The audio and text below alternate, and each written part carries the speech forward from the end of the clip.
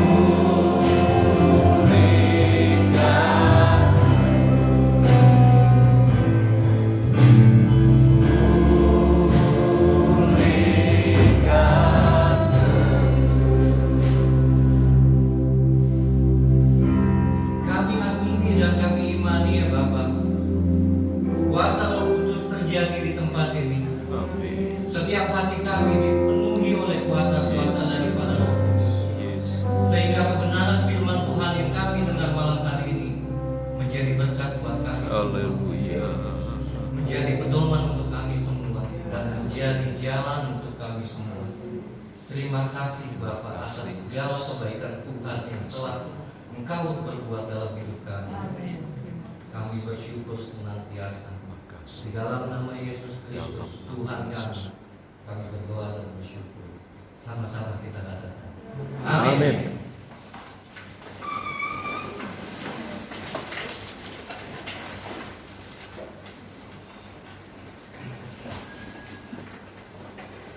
Shalom, Bapak Ibu. Hari ini lagi. Gimana Bapak Gembala bilang begini, Pak? Kelihatannya mungkin sepi hari ini lagi. Haleluya.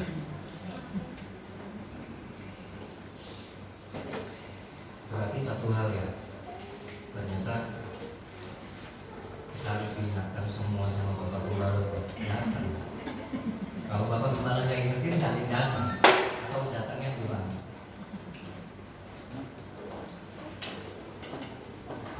Saya nggak mau masuk ke tema. Kita bermain analogi.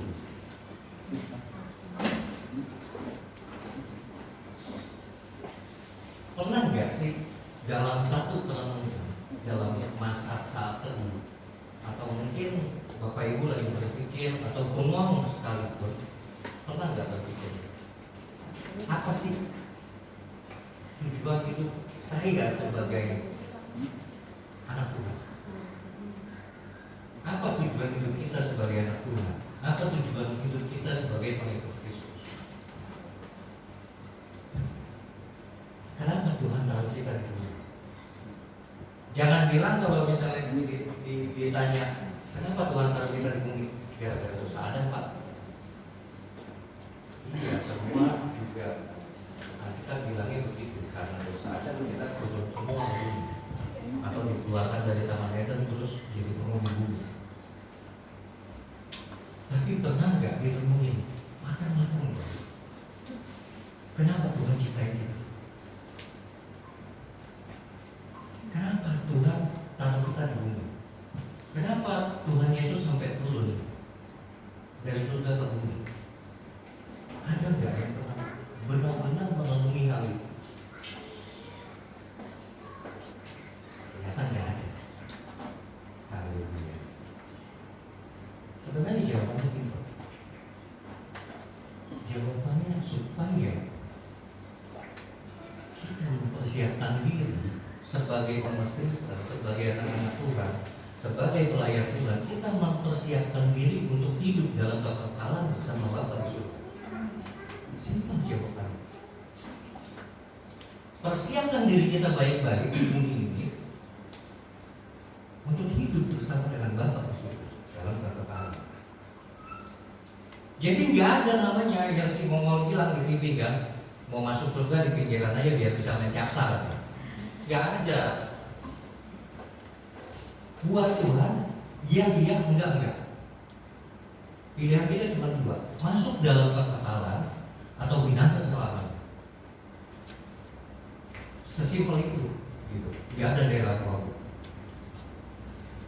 Masuk dalam kekekalan atau binasa selamanya. Sudah.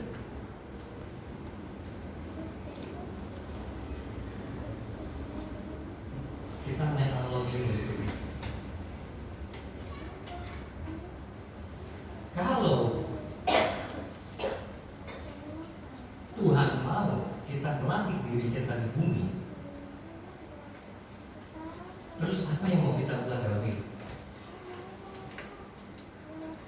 Bagaimana cara kita berpikir dan bagaimana respon kita terhadap Bapak itu sendiri.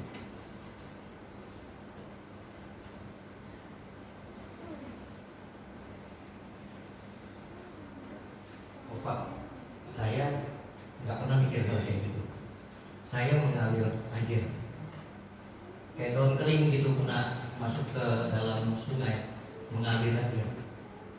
Ya syukur-syukur kalau mengalirnya ke jalan yang benar. Kalau mengalirnya ke samping, maaf kena kotoran. Ya itu hidup mengalir kan. Kalau lagi airnya bagus, kita mengalirnya. Bayangkan kalau misalnya begitu mau mengalir di depannya tumpukan sampah, apa nggak masuk ke sampah itu? Jadi setiap orang yang hidup di bumi memang ada tujuannya, Tuhan tahu. Dan kenapa sampai Tuhan Yesus turun? Banyak hamba Tuhan loh Pak. Tuhan Yesus turun tuh buat pulihkan hubungan manusia yang terputus sama Tuhan. Ayat emasnya katanya Yohanes 3 ayat 16. Faktanya banyak sekali. Ternyata udah bahkan ayat itu mungkin jutaan kali. Ada yang ingat? Yohanes 3 ayat 16. Saya nggak buka Alkitab, saya ingat. Karena begitu besar kasih Allah akan dunia ini. Iya kan? Rasa Tuhan Yesus turun.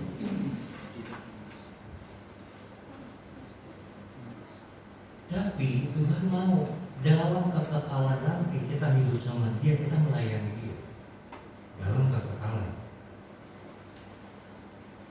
Pertanyaannya satu, kalau Tuhan mau melatih kita di bumi untuk melayani Dia dalam kekekalan, bagaimana kita melayani Tuhan sekarang?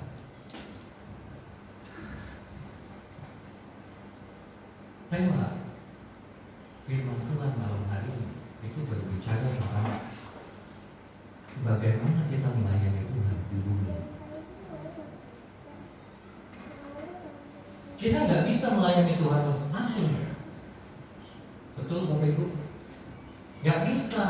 Terus kita tanya gitu, datang-datang doa pagi kita tanya sama Tuhan, Tuhan kamu mau apa hari ini? Ada suara yang bikinin kopi dong di dapur. Nggak seperti itu.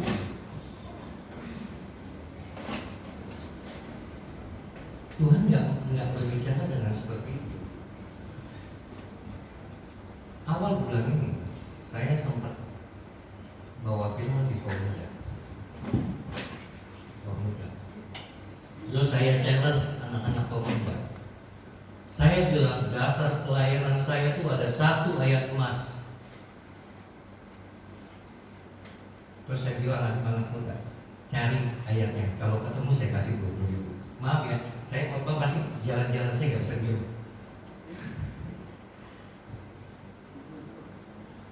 Saya gitu.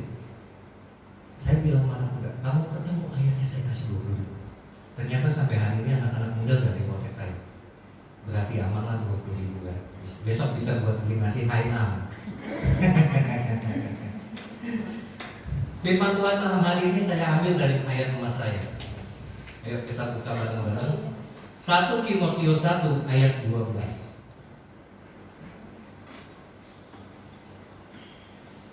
Ini ayat yang sangat berpengaruh dalam saya melayani Tuhan. Saya bacakan buat kita semua.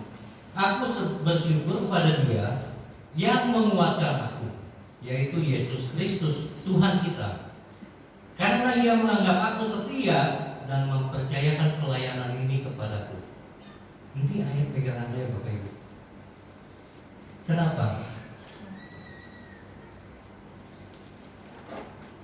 Pernah nggak dalam satu ketika atau dalam satu gereja banyak orang yang ingin terlibat dalam pelayanan?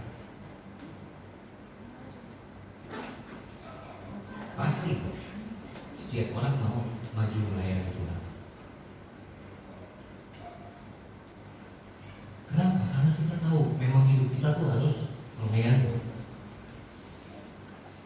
Tapi Masalahnya adalah tidak setiap orang tahu cara melayani yang terbaik buat Tuhan. Itu yang pertama. Itu yang terutama. Jadi begitu mereka mulai melayani, kadang pengalaman dari pelayanan itu jadi pahit, jadi ada kepahitan. Akhirnya mundur secara teratur dalam pelayanan.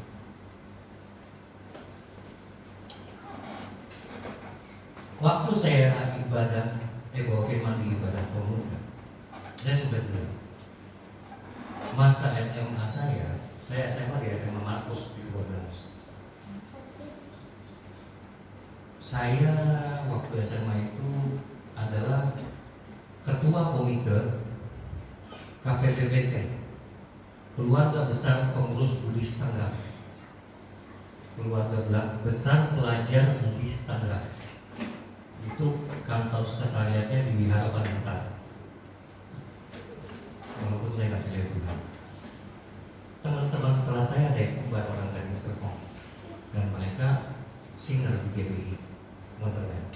Satu ketika mereka biasanya sip berdua. Mana? Berdua juga. Saya tes WL di Wonderland, GBI Wonderland, dan ternyata lulus. Tapi besokannya saya nggak jadi dipanggil. Kenapa? Kan dulu masih ulakan ya. Jadi keluar dari selesai tes WL dan terima nih surat pemberitahuan lulus bisa buat jadi singer atau WL. Saya keluar masih pakai seragam SMA, saya keluar rokok, saya rokok depan gereja. Besoknya ada di WL. Ditolak sama gereja. Serius. Ditolak sama gereja. Pada saat itu saya nggak terlalu peduli, Pak. Bapak Ibu, saya nggak terlalu peduli. Kenapa? Karena istilahnya saya ikut tes itu cuma mau buktiin bahwa gue bisa. Gue ini seorang penyanyi, gue anak band, gue pasti bisa. Dan pada saat itu memang bisa. Tapi motivasi kita buat melayani Tuhan kan berbeda. Motivasi kita buat melayani Tuhan itu beda. Kalau misalnya seorang WL punya pola pikir sebagai frontman-nya band, mimbar ini jadi tempat konser.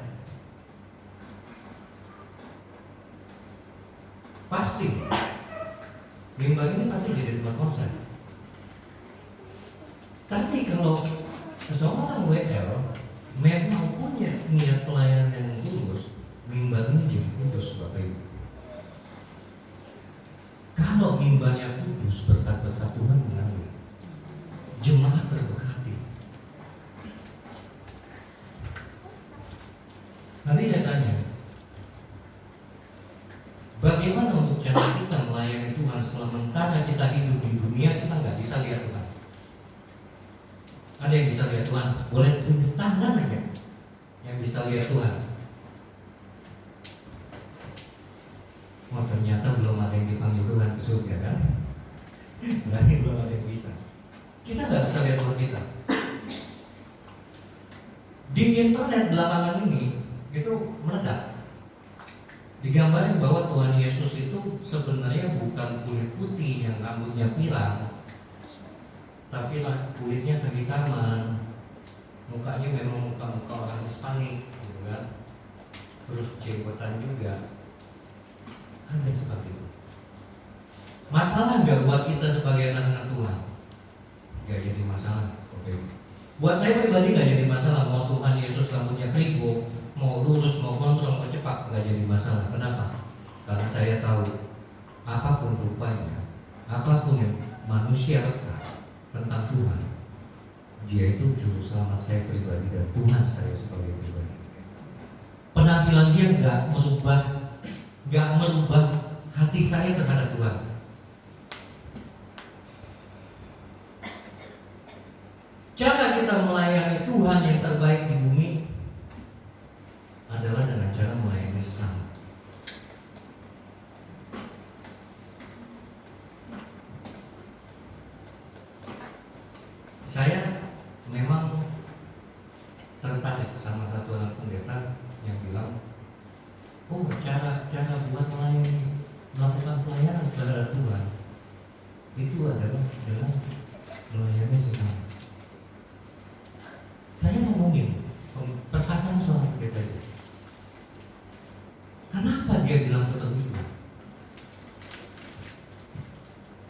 Ternyata waktu saya buka kitab Kejadian, saya mengalami maksudnya. Karena Tuhan bilang untuk penciptaan manusia bahwa manusia diciptakan berdasarkan gambar dan rupa Allah. Dari firman itu saya mengerti kenapa kita harus melayani sesama dengan baik.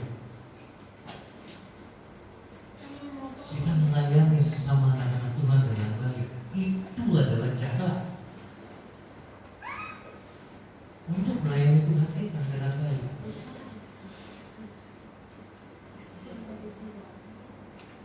Lalu masuk dalam tema yang berikutnya adalah bagaimana kita bisa melayani yang terbaik buat Tuhan.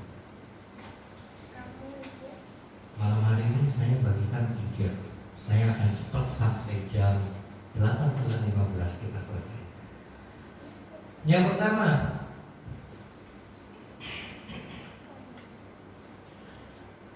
kita harus sadar ada rencana dan perintah Tuhan dalam hidup kita. Jadi melayani itu adalah perintah dan rencana Tuhan dalam hidup kita. Ayatnya saya ambil dari 5 Galatia yang kelima, ayat yang ke-13. Saya bacakan singkat. Saudara-saudara, memang kamu telah dipanggil untuk merdeka. Artinya dipanggil keluar dari jalan gelap menuju jalannya Tuhan. Tetapi janganlah kamu mempergunakan kemerdekaan itu sebagai kesempatan untuk kehidupan dalam dosa. Jangan balik lagi ke jalan yang lama, melainkan layanilah seorang akan yang lain dengan kasih. Itu yang pertama. Artinya pelayanan yang kita lakukan adalah rencana dan perintah Tuhan dalam hidup kita. Yang kedua, hidup kita harus berfokus sama Tuhan. Hidup kita harus berfokus sama Tuhan. Kenapa? Belajar dari Petrus. Belajar dari Petrus, bercermin dari Petrus. Waktu dia lihat, ya waktu mereka dalam perahu malam-malam dan dia lihat Tuhan Yesus jalan di atas air, murid-murid berseru, itu hantu. Tuhan bilang, tenanglah, aku ini jalan itu. Lalu apa yang Petrus katakan? Petrus bilang, kalau engkau Tuhan, suruhlah aku jalan ke sana. Keajaiban terjadi. Waktu Petrus bilang seperti itu sama Tuhan, Tuhan bilang, kembali, datang. Ingat Bapak Ibu, waktu Petrus fokus sama Tuhan, dia jalan di atas air. Waktu Petrus mengamini perkataan Tuhan, panggilan Tuhan dia amini, dia jalan di atas air. Tapi sekali lagi ingat, apa yang terjadi berikutnya? Angin datang. Anginnya bukan angin sepoi-sepoi kalau malam di danau kan. Ini anginnya kayak angin sakal, atau anginnya agak kencang. Berasa tiupan angin. Begitu Petrus merasakan tiupan angin, fokus dia terganggu. Kita buka yuk ayatnya yuk di Matius 14. Matius 14 ayat 22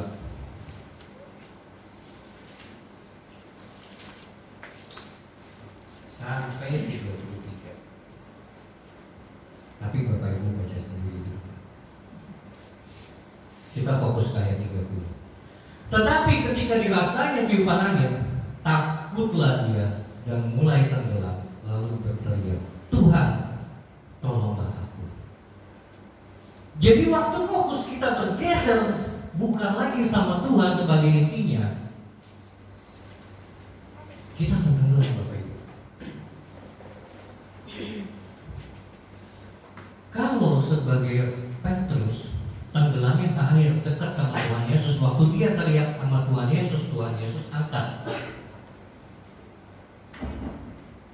Tapi hati-hati waktu kita melayani Tuhan, begitu kita tenggelam fokus fokus kita bergeser, timbulnya satu, sombong, merasa diri lebih diberkati Tuhan daripada yang lain. Itu satu, kesombongan yang luar biasa. Dua, reaksi apa yang ditimbul begitu kita sombong? Kita anggap semua orang rendah. Pelayanan gue yang paling hebat. Gue yang paling hebat. Bawa pimpin gue yang paling benar. Pada saat itu terjadi, saya mau tanya Bapak Ibu jawab sendiri, saya nggak mau. Pada saat itu terjadi, di mana posisi Tuhan?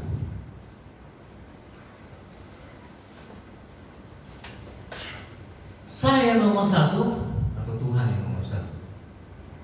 Pada saat fokus kita bergeser dari Tuhan, diri kita yang jadi nomor satu.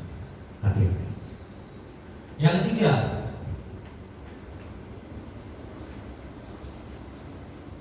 dalam melayani Tuhan, dan ini menurut saya yang paling penting, selain fokus, kita harus punya gairah. Gairah ya. Kalau saya ngomong gairah, itu biasanya bapak-bapak dari sini gairah. Kenapa? Ingatnya gairah malam. Kita harus punya hasrat, kita punya gairah.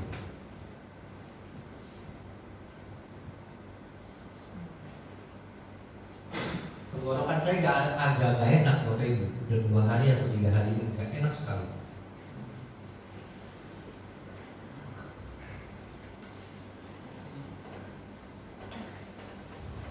Kenapa saya katakan gairah? Sesuatu yang kita kerjakan tanpa ada hasrat, tanpa ada gairah, itu sia-sia. Serius, saya katakan begitu. Sesuatu yang mau kita kerjakan tanpa kita memiliki hasrat di dalamnya, gak akan ada artinya.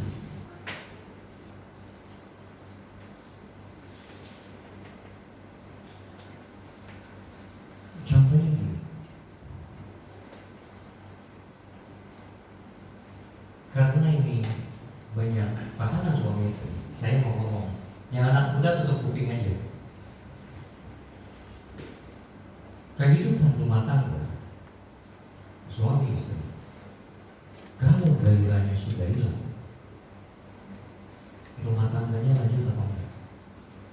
Ayo Bapak Ibu yang sudah punya rumah tangga, lanjut atau enggak? Lanjutnya kemana Pak? Kenapa? Kemarin salah satu kawan saya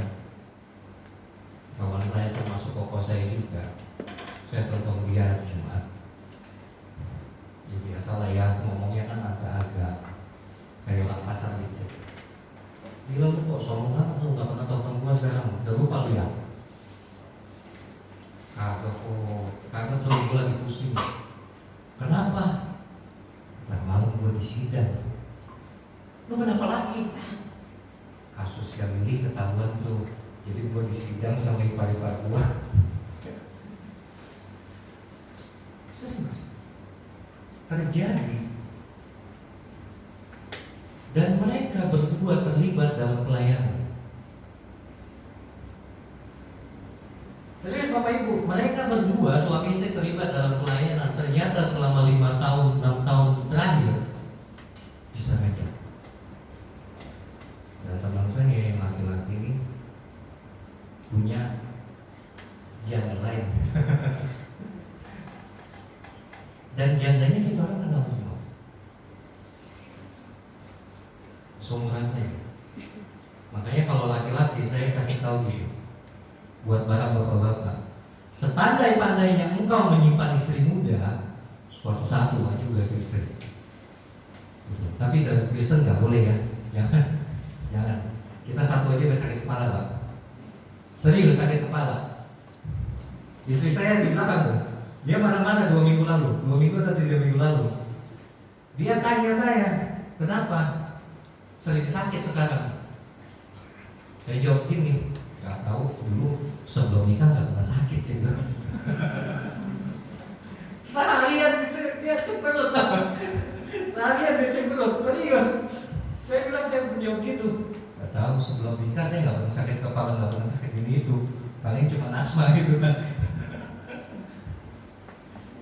Sampai besok hari saya tidur, udah terjam dekat-dekat, kan nikah sakit mulu, sampai jam dekat-dekat. Orangnya ada di belakang.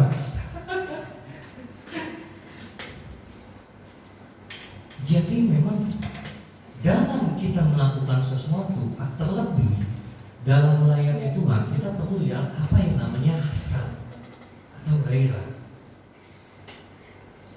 Kalau gairah kan kelihatannya lebih vulgar kan? Tapi bahasa Indonesia kan begitu, gairah. Atau saya sebut dalam bahasa Inggris saja, passion. Enak ya, kayak judul film kan, Passion of the Christ. Kita harus punya passion sendiri untuk melayani Tuhan. Nah, passion itu yang bikin semangat kita. Seperti firman Tuhan berkata, biarkanlah rohmu menyala-nyala dan layanilah Tuhan. Passion itu yang bikin semangat kita tetap ada. Terus terang saya capek Bapak Ibu. Saya tadi nyampe di rumah itu jam 6:25. Buat kemari jam 7, berarti saya harus makan, harus mandi dalam waktu 2 menit. Dan itu butuh. Jadi makan 1 suap langsung minum air, makan 1 suap minum air, biar nggak perlu ngunyah. Jadi nggak perlu ngunyah karena saya kalau makan lama. Serius, saya tuh suka pikirin. Jadi kalau saya makan, saya suka pikirin tuh petani nanam beras dari mana, ya kan, nyiruminnya gimana. Makanya makannya nggak selesai. Kalau makan Indomie bikin, waktu bikin mie ini di pabrik pekerjaannya pakai baju apa. Makanya lama kalau saya makan. Kenapa? Saya bilang kita perlu passion kalau melayani. Ingat, manusia itu punya 7 emosi dan 6 keinginan.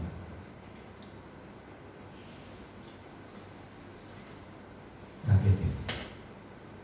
Serius saya katakan begitu. Manusia itu punya 7 emosi. Kita hitung satu-satu.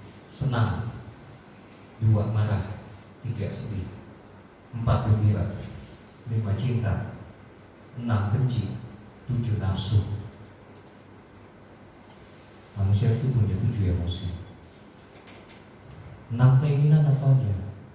Mendengar, mencium, mencicipi, sentuhan, pikiran, dan penglihatan, dan hati.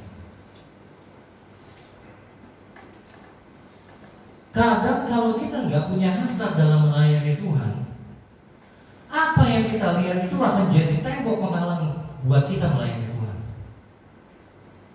Contoh, dalam satu gereja, Mbak suaranya nggak bagus. Dia dari rumah, padahal mau pelayanan aser, mau sambut tamu, mau kasih senyum yang terbaik, tapi karena dia dari rumah dia udah pikir, aduh ini well, suaranya jelek banget, gua dengerin kuping gua kayak diperkosa. Berhasil nggak pelayanannya? Enggak. Kenapa? Emosinya udah naik. Emosinya udah naik, senyumnya nggak tulus. Kenapa? Itulah saya bilang manusia punya 7 emosi. Begitu 7 emosinya mempengaruhi hasrat pelayanan kita terhadap Tuhan, pelayanan kita nggak ada artinya.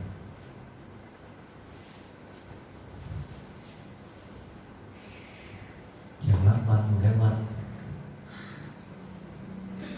48 saya tutup.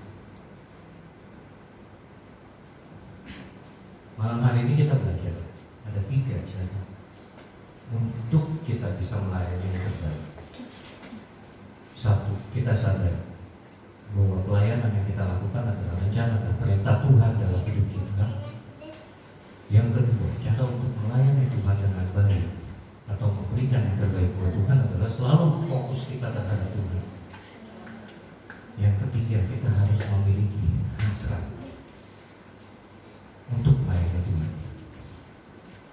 Dan semuanya itu adalah sikap hati kita untuk melayani Tuhan. Itu yang membentuk kita punya hati sebagai seorang pelayan. Ingat sekali lagi, setiap orang yang percaya kepada Kristus adalah pelayan-pelayan Allah, adalah pelayan-pelayan Kristus. Kita bukan budak.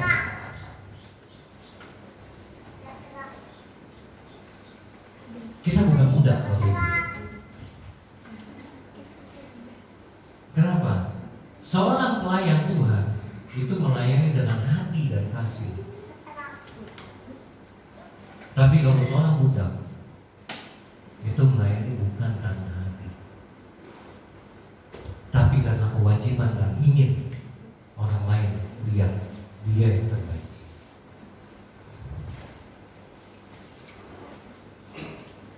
Kalau kita memiliki hati seorang pelayan, maka kepentingan Tuhan itu yang di atas segalanya. Bapak yang terutama baru aku. Kita memiliki hati seorang pelayan, kita akan berdoa sama Tuhan. Apa yang bisa aku lakukan untuk hari ini, Bapak? Sikap seorang pelayan itu menunjukkan bahwa kita memiliki kerendahan hati. Dan hati kita yang tulus itu akan membawa kebanggaan dalam diri kita sebagai pelayan Tuhan. Statement terakhirnya seperti ini. Pelayanan yang nyata, pelayanan yang tulus merupakan kesaksian kita akan kehadiran dan keberadaan Allah dalam hidup kita. Saya tutup dengan satu ayat terakhir, Yohanes 13.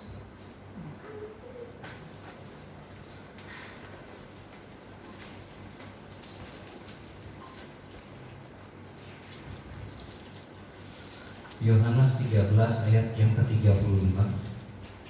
Saya bacakan demikian. Dengan demikian semua orang akan tahu bahwa kamu adalah murid-muridku, yaitu jikalau kamu saling mengasihi. Amin. Tuhan Yesus berkati. Novi berdoa buat firman Tuhan. Novinya bukan Novi yang di depan, Novi yang di belakang. Amin. Terima kasih Tuhan atas firman yang sudah Engkau ungkapkan pada malam hari ini Tuhan.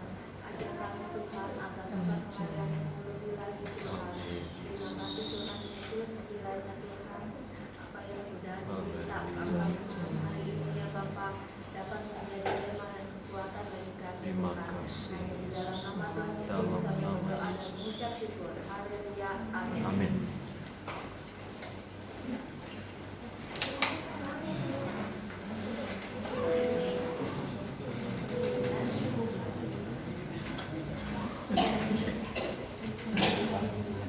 Terima kasih untuk kebenaran firman Tuhan pada malam hari ini. Jadikannya rema yang baru dalam kehidupan kita. Saya yang bertugas untuk melakukan persembahan. Kita kembali bersatu di dalam doa. Terima kasih Bapa, terima kasih Yesus. Terima kasih untuk kebenaran firman Tuhan yang telah diberikan bagi kami pribadi pas pribadi. Makanya firman Tuhan jadi rema yang baru dalam kehidupan kami. Sebentar kami akan menjalankan persembahan kami ya Bapak. Berkati setiap tangan-tangan yang memberi bahkan yang tidak bisa memberi ya Tuhan. Berkati seluruh usaha dan pekerjaan jemaat-Mu di tempat ini. Terima kasih Bapak, terima kasih Yesus. Di dalam nama-Mu kami mengucap syukur. Haleluya. Amin.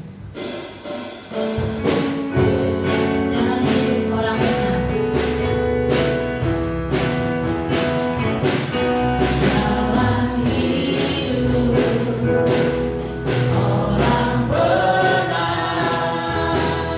digelangi oleh cahaya firman Tuhan. Jalan hidup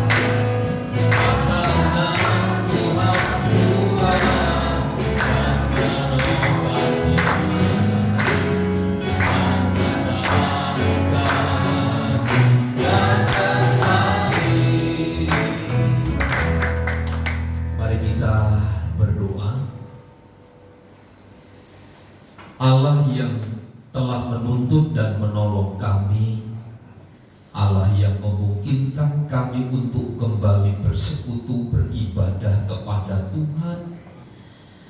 Kau telah berikan kesempatan kepada kami untuk kami dapat memuji dan menyembah-Mu, mendengarkan berita firman Allah. Kami percaya setiap kebenaran-Mu yang disampaikan kepada kami menambahkan kepada kami satu kekuatan untuk kami terus bersandar berharap hanya kepada Tuhan, baik di dalam tugas dan tanggung jawab kami masing-masing. Kau berkati rumah tangga keluarga kami, Engkau memberkati segala usaha dan pekerjaan kami. Engkau terus melawat dan memberkati kami, dan oleh karena anugerah dan kemurahan Tuhan, kami akan terus melangkah bersama dengan Tuhan. Teringat akan kami bagi jemaat Tuhan yang terbaring oleh karena sakit. Mari Tuhan, Engkau pulihkan mereka dalam nama Yesus. Hamba berdoa bagi Bapak Rudi. Mari Tuhan, nyatakan kuasa-Mu atas Bapak ini. Lawatan Tuhan dinyatakan dengan sempurna. Tuhan jamah sembuhkan dalam nama Yesus. Kuat kuasa Allah menyertai hidupnya. Terima kasih Bapak. Berkati kami pelayan-pelayan-Mu, hamba-hamba-Mu yang telah melayani. Kuasa dan urapan Tuhan menyertai terus setiap hidup kami. Di dalam dan demi nama Yesus kami berdoa. Mari saudaraku, angkat tanganmu dan terimalah berkat Tuhan. Tuhan memberkati dan melindungi engkau. Tuhan menyinari engkau dengan wajah-Nya dan memberi engkau kasih karunia. Tuhan menghadapkan wajah-Nya kepadamu dan memberi engkau damai sejahtera. Kiranya kasih karunia Allah Bapa, kasih sayang Tuhan Yesus Kristus, dan penyertaan Roh Kudus menyertai kita sekalian saat ini dan sampai selama-lamanya. Kami terima segala berkat Tuhan di dalam nama Tuhan Yesus Kristus. Kita semua yang percaya dan diberkati bersama katakan amin. Silakan duduk. Yosef maju ke depan. Yosef hari ini berulang tahun.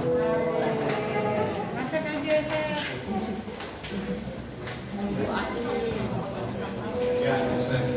Hari ini Yosef berulang tahun. Umur berapa Yosef? 21. 21.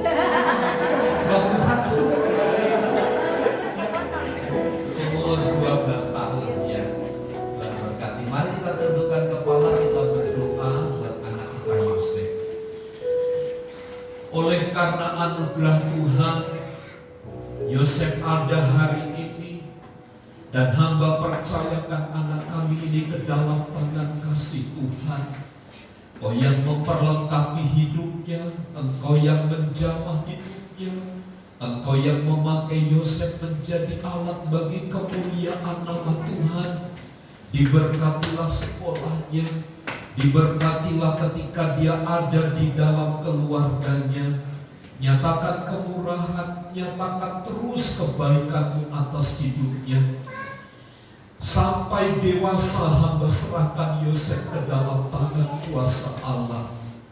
Berkati hidupnya. Kalau hari ini Tuhan telah pertambahkan usia, kami percaya dengan bertambahnya usia, Tuhan yang akan terus menyertai dan memberkati. Berkati saudara Yosef hari ini dan sampai selama-lamanya. Di dalam nama Yesus kami berdoa. Amin. Happy Tuesday, Tuhan memberkati ya. Silakan. Nanti maju disalami alkohol. Itu di belakang ada disediakan berkat. Ya nanti diterima ya, diterima dengan baik. Sekali lagi kita berdoa buat hidangan yang disediakan. Berkatilah makanan yang tersedia bagi kami, sucikan, kuduskan, menjadi kekuatan kesehatan baru bagi tubuh kami. Berkati keluarga yang menyediakan bagi kami. Di dalam nama Yesus kami berdoa. Amin. Puji Tuhan.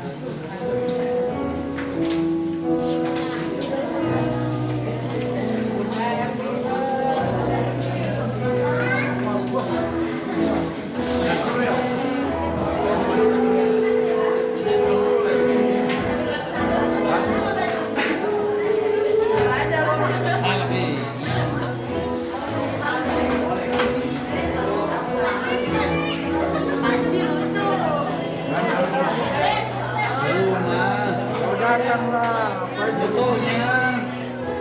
Jangan keluar.